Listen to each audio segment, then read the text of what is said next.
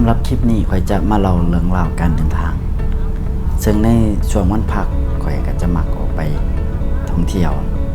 แต่ในการท่องเที่ยวแต่ละครั้งของข่อยมักจะบ่มีแบบแผนอหยังเลยบางครั้งก็ไปแบบเร่งด่วนแบบโดยที่ว่าข่อยยังบ่ทันได้ตั้งโตหรือว่าแบบสายฟ้าแลบตอนนี้กำลังเดินทางไปเมืองร้อนออกไปกระสับ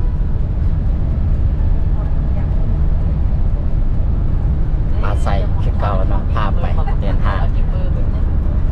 นะจะใส่เดินทางเลขที่13เนี่ยตอนนี้กำลังถึงทางด่วนอยู่นะประมาณ2-3 โมงแล้วฮอดเนาะ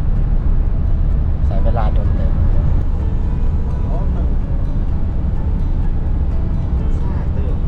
ซาอีกขนาดเท่าแวนั่นเนาะมันกับแวอยู่นะคนโหนี่พากะหอนี้เดี๋ยวมันก็ออกจากคนโหมา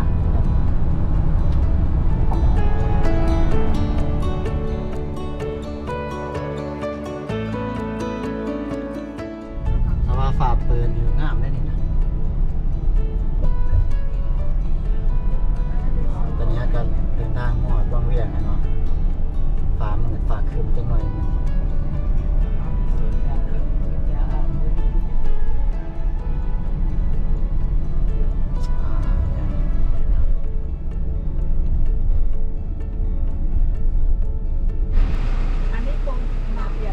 เงาะกาซีโลนึง25,000 กีบ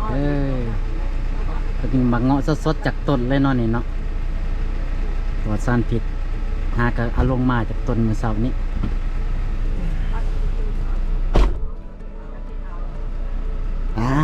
แซ่บเวจอดอีกก็ได้แถมอีกเต็มท้องเลยนี่ของแถมอันนี้เพิ่นแถมให้แล้วนี่เนาะเฮาซื้อลายซื้อละบอล10-20 โลไปต่อไปหาซื้อบนไหนโมเมนต์ทอดดอกซื้อบะเงาะอยู่เขตนี้ก็ถือว่าแซ่บดีเนาะสีนลายแล้วก็หวานเฮาเดินทางแต่บางเวียงหากะซีก็ใช้เวลาโดนเติบเนาะฮอดนี่ก็ประมาณ12 โมงครึ่ง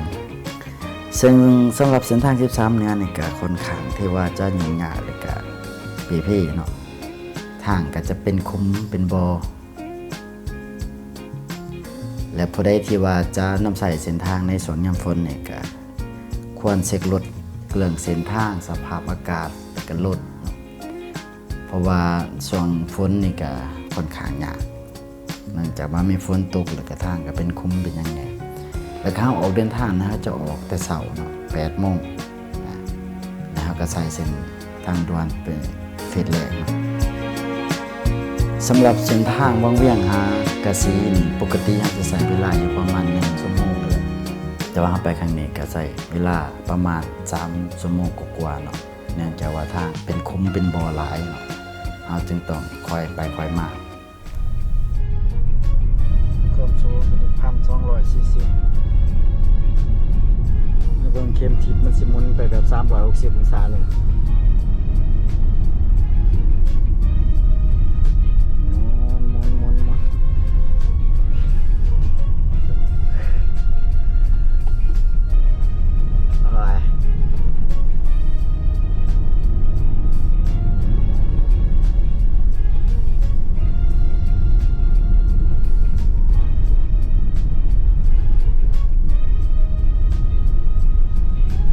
วิวเส้นทางตอนนี้เนาะแต่ว่าฝนตกฟ้าลง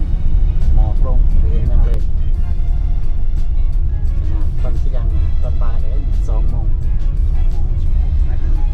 16 นาทีสภาพทางแบบสุดโหดเละเป็นปูนะคอนกรีตแล้วแต่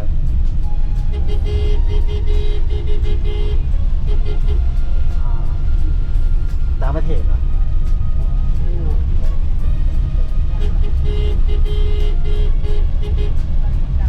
สั่นสุดเลยมันจะขึ้นมาเลย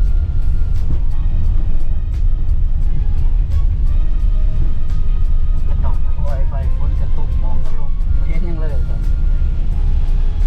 ซุปเปอร์ฮัมเพิ่นนิ่งเนาะเพิ่นเคยมาเด้ว่าซิวๆซั่นเลย เป็นจะได้ขอบดิยังโหดอ่ะ ตกใจเลยมันหาคือหมอกมันลงมันแนวไปเห็นนี้แบบนี้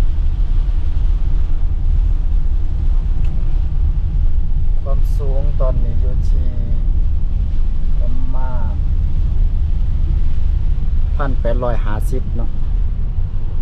1,850พอจุดสูงสุดเลยเป็นแบบนี้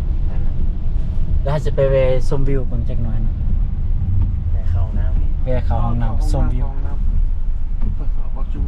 เนาะ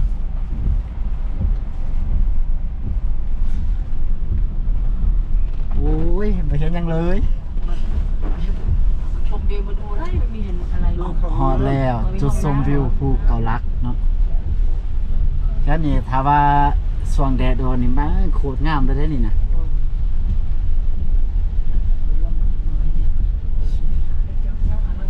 รถเขาเอาไว้ ย่า ละ เอาอยู่มือ ห้องน้ำอยู่ไหนเสียตังค์นะครับเอาเงินกีบไปด้วย เสียตังค่าห้องน้ เดี๋ยวจะใจสมเลย เอาสมเลยคิดเนาะ ำ 2,000 กีบ 2,000ประมาณ3 บาท ไปมา รีวิวเส้นทาง เป็นทางนี่โหดสายระวังหงอกแช่บ ไปห้างก็กำลังเกิดความมั่งหวังเลยเนาะเป็นเมื่อจุดสูงสุดแล้วก็เตรียมลงเลยบ้านี้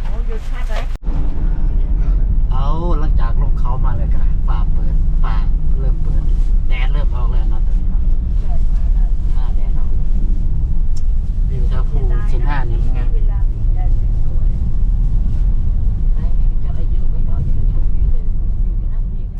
สำหรับรีวิวการเดินทางของเฮาก็จะจบเพียงแต่สำนี้เนาะแล้วก็ถ้าติดตามคลิปต่อไปที่เฮาจะพาเที่ยวเมืองหลวงกันเนาะสำหรับคลิปนี้บ๊ายบายอย่าลืมติดตามกันเด้อ